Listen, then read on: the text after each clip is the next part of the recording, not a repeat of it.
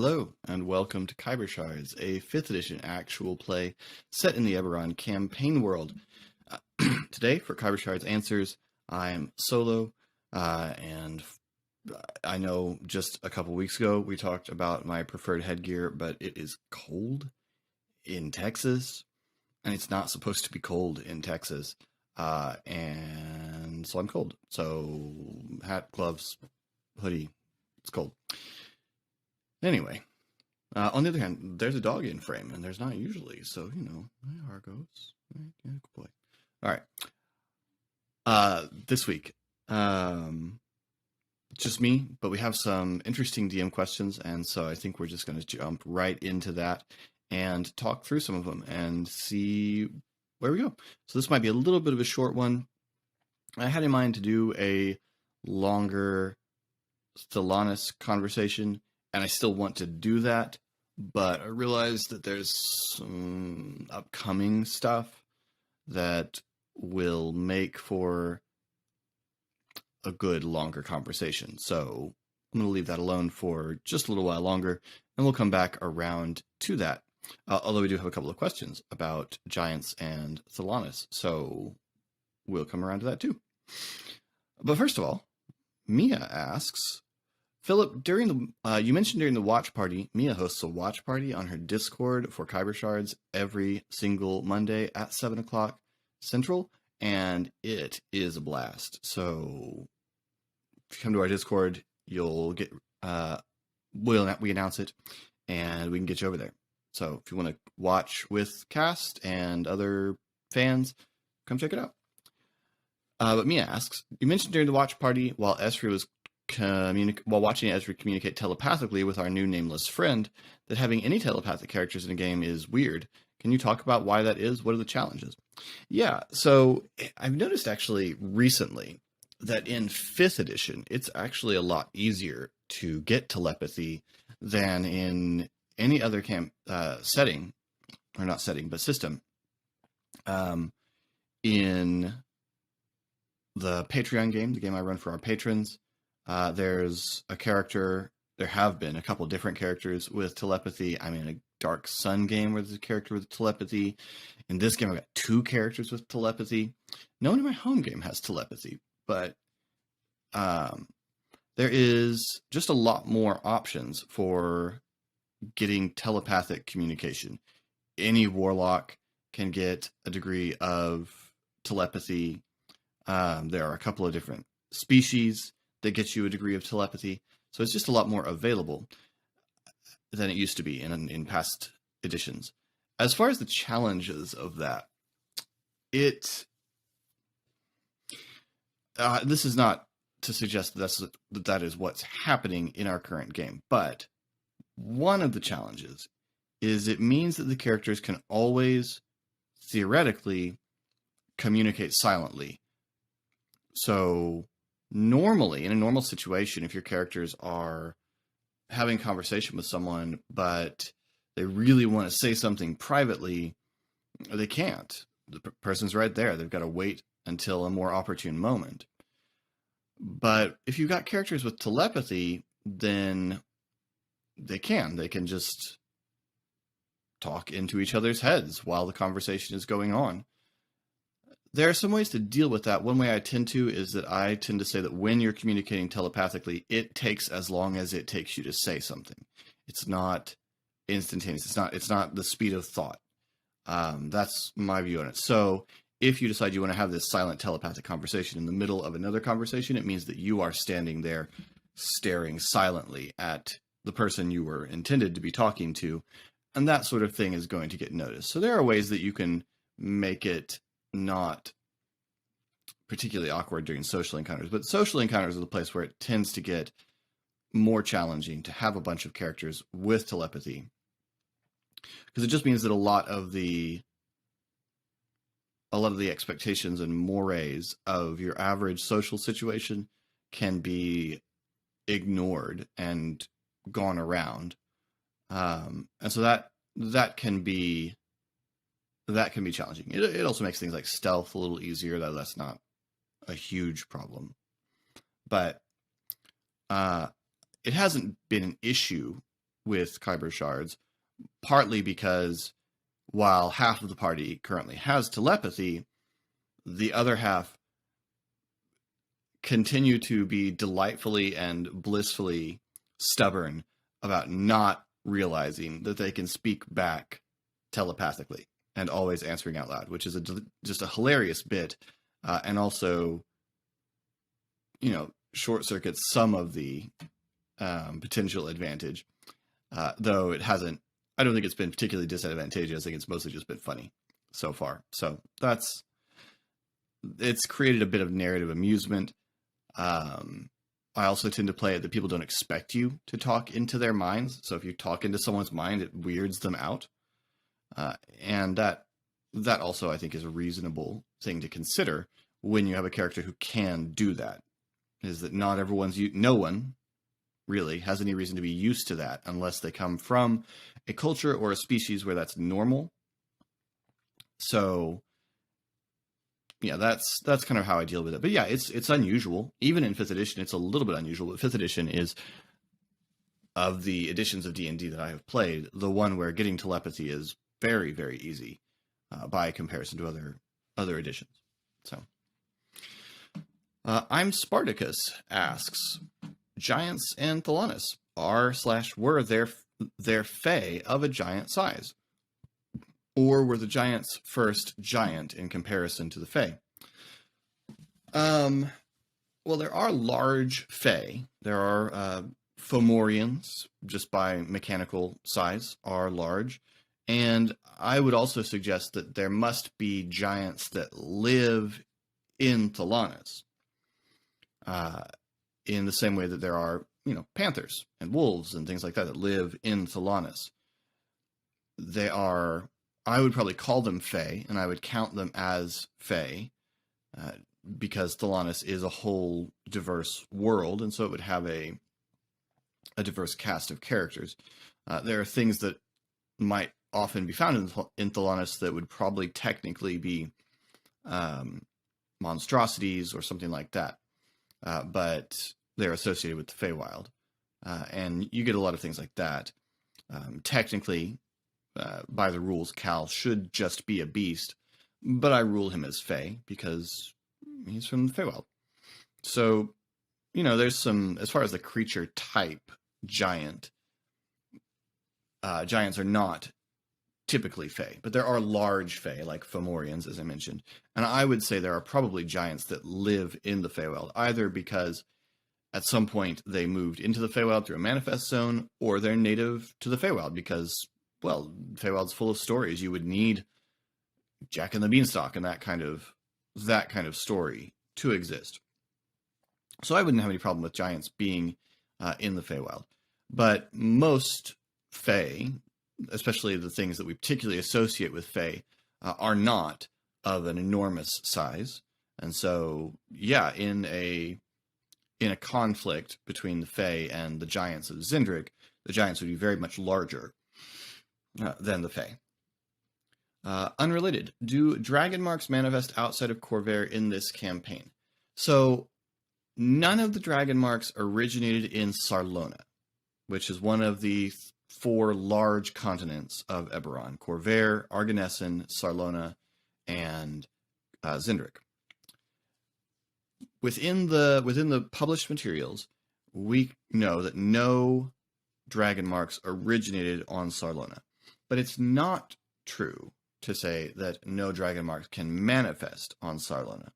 If you have the right bloodline, just being on Sarlona would not prevent your dragon mark from manifesting. And I would suggest that aberrant marks could still manifest on Sarlona. Likewise, if you have the right bloodline and you're on Zindrig or Arganessen or anywhere. But it's also not true that all the dragon marks originated in Khorvaire, because the House Vol is not originally from Khorvaire. When the Mark of Death was more common, that house did not originate on Khorvaire, and I'm not sure that we should assume that the Mark of Shadow, the other elven mark, that the Mark of Shadow that House Thorani and Fjarlin have originated on Khorvaire. Most of the dragon marks were discovered on Khorvaire because most of the dragon marks were discovered by other dragon marked houses, and the earliest dragon marked houses to develop are houses like Civis. And so a lot of the dragon marks were mostly discovered on Khorvaire, but that does not necessarily mean that the first people to have them originated them there. So I think even by just any of the written materials, a dragon mark can manifest anywhere. It would certainly be true in my campaign. We've seen aberrant dragon marks manifest in Zindric, with in the case of Donabella. So so dragon marks can certainly manifest anywhere. I think even by any of the written materials. I can't think of anywhere that it says otherwise. But most of the dragon marks did originate on Khorvaire, which is a source of curiosity to academics in the world of Eberron as to why dragon marks clustered so heavily on Khorvaire, and also raises questions.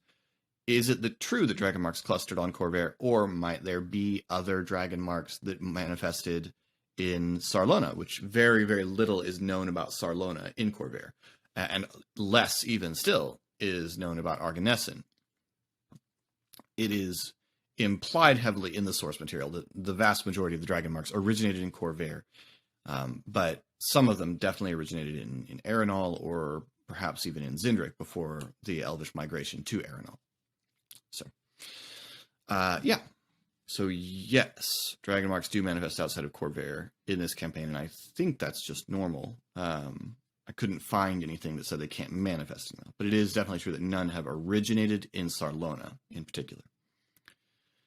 But I don't know that Sarlona will play a big role in this campaign, so it probably won't come up. It probably won't come up. Then Laura asks, how could you not give this poor little girl a name? I haven't actually said that I didn't give her a name. She has a name in the published adventure that I was using. Her not having a name was not really a part of my plan, but when the characters asked, it just suddenly came to my head that it just made sense in a way that it felt like it made sense. So if it didn't make sense to you, then I'm sorry, but storybook characters are often archetypal. For example, Little Red Riding Hood. That's not a girl's name. Come on. No one is named Little Red Riding Hood. No one in that story has a name. There's Little Red Riding Hood, there's Grandma, there's the Big Bad Wolf, and there's the Huntsman. None of those people have names. In Snow White, other than the dwarves, Snow White is not a real name. Snow White is a description of how pale her skin is. The wicked stepmother, the evil queen, is the evil queen. So fairy tale characters very often don't have names in our traditional way of telling the stories. So while, the little girl could have a name, I mean, nothing wrong with her having a name, but I liked the idea of her being the corrupted dryad, the half dryad, the lost child, whatever we might call her in the story. So that was kind of the audible I pulled in the middle. I called in just the middle of it, because it seemed to fit with the way the story had been being told, and especially with the conversation that had just happened about what her mother's name is and whether her mother is a real person or if it's just part of the story or any of that stuff. So I didn't want to over, I don't know. I liked it. It was an interesting idea, and I hope it came off well. I will tell you that, don't worry. Obviously, as a character, she's eventually going to need a name. Just be patient, and we'll presumably get there at some point. I don't know. And then there was a question on the YouTube that I didn't get to when Eric and I were talking after the Stolen Child episode, where Emily asked if I had any advice for splitting the party in such a drastic way as this. I answered this a little bit in the YouTube comment section, so you may have seen it there, but I wanted to address it here. So splitting the party in this drastic a way is a little bit delicate. You do want to be careful because, well, you're sidelining a character for a while. Well, there's a few ways that you could do this. The way that we have chosen to do it, partly because of our format, and partly for other reasons, is we, Casey, RA, and Colin and I have met and recorded. And you've had the first episode of that in Lost and Found. Obviously, there is story to tell with Ari. And we're going to tell that story in our own way that we're still kind of working out. You could tell the stories concurrently if you are at your home table just by doing back and forth cuts. And I've done that sort of thing at my table where I've got characters in very, very disparate places and we jump around from character to character.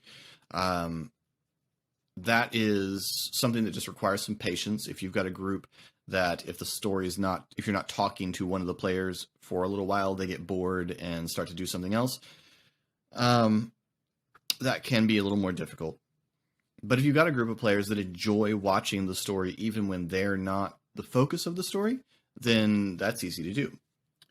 The key thing really with this is buy-in, especially if you're going to actually take a character out of the story the way that I have done temporarily with Ari, is you've got to have permission from that player to do it, or know that player is going to be comfortable with it. I know Eric well enough to know that he'd be fine with it. As we discussed a couple weeks ago, or last week, I guess, he knew something was happening. He did not know exactly what was going to happen, but I got the all clear from him to go to do this sort of big thing. I didn't tell the other players, and there are tables where you might need to, if your players get thrown by you taking a really unexpected turn and they don't like it, then you might be something to talk about. You probably know that about your players. In this case, I knew they'd think it was awesome, and I knew they would go with me on it. So yeah, it's really about buy-in. That's what you want from the other players and from all the players at the table if you're going to do something this big. If you are going to actually completely sideline a character, like take them out of the story and not do the back and forth cuts. So an example of the back and forth cuts might be you're running along through a dungeon and there's a trap that drops a player down onto another level of the dungeon, and then the trap closes and can't be reopened. So now you've got the party split in a big way, but not a irreparable way, and you can cut back and forth between them. That's fairly easy to do. This is really not that different. The parties are just separated much more irreparably, at least in the short term. The parties are on separate planes, but you can still cut back and forth between the parties on separate planes. But if you're going to go this way and you're going to take a player literally out of the story for a couple of sessions or for any amount of time that's more than just a part of a session, you need to have a decent idea in your mind when the player is coming back. Now, some reasons to do this, if you've got a player who's going out of town, going to miss some time, and you want to just write their character off screen for a short amount of time, then you don't have to worry about that at all, because you know when they're going to be back. Although you need to then plan the spot where they're coming back so that it makes sense if you're not just going to hand wave their character, which you can, and I have done. But in this case, I know how long Eric is out for. As a player, I know how long Ari is out for, and I've worked out the circumstances in which I'm bringing Ari back, or at least the narrative beat on which I'm bringing Ari back. To imagine that the circumstances are under my control is an act of foolishness. So whether I'm able to control the scene exactly, I know the narrative beat when Ari returns to the story, and have actually got most of that set up at this point, so it might actually come off more or less how I intend it to. And now that I've said that, almost certainly not. So anyway, thank you all so much. I hope those answers were interesting. I hope the questions as well. I love getting these kinds of questions. I love talking about the campaign. I love talking about the process behind the campaign. So by all means, don't hesitate to drop some questions about the DMing side of this in the comments down below, where you'll also find links to all of our social media, including to our Discord, where we have channels specifically for dropping questions. This is where we usually look first, but also we have channels for discussing Khyber Shards. If you want to talk in real time with the cast and me and other viewers of the show, down below you'll also find links to our merch store, and to Colin's Twitch, where he streams as Sorry BTR. The O is a 0. New episode of Khyber Shards will drop every Monday. New episodes of Khyber Shards Answers every Friday. Until next time, thanks for rolling with us.